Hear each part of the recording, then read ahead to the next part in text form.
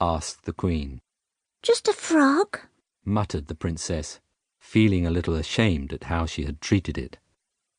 A frog? inquired the King. What would a frog want with us?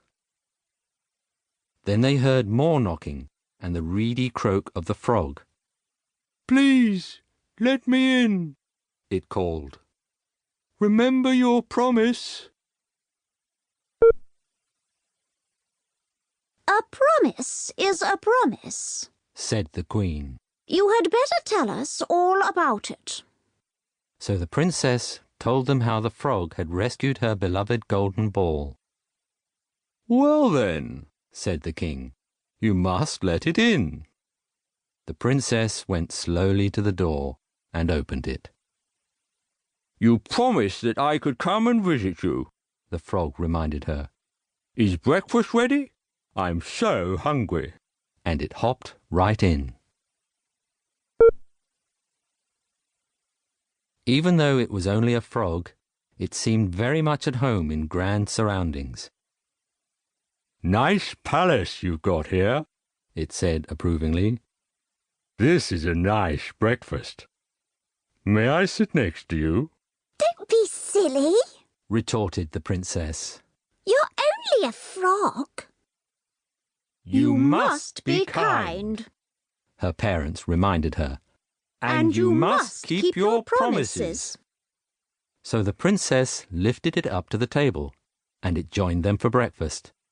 It was very good company and told lots of good jokes, and there were times when the Princess almost forgot it was a frog. They played together all day. The frog knew some very good games, and they both had a lovely time.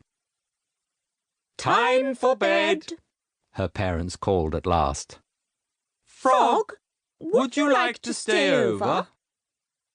I'd love to, croaked the frog. The Princess was not so sure, but her parents reminded her of her promise. Oh, well, she snapped. If I have to. Although she wouldn't admit it, she quite enjoyed getting ready for bed. The frog knew lots of really exciting bedtime stories, and it was very late before they were both asleep.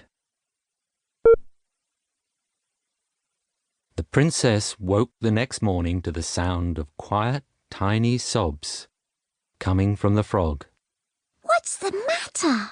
she asked. All I wanted was a proper friend, sobbed the frog. But you're only doing this because your parents have told you to. I may as well go back to the pond.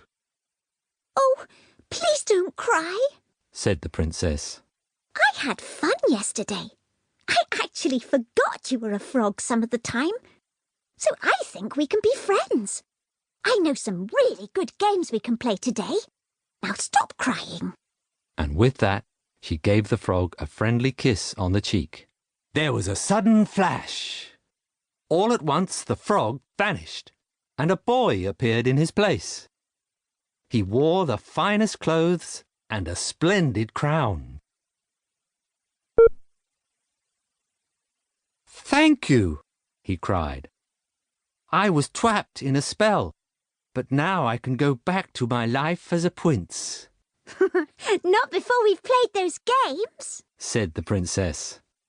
They had such a lovely time playing together that the Prince decided to stay another day, and then another, until it seemed silly to ever leave. And they became the very best of friends.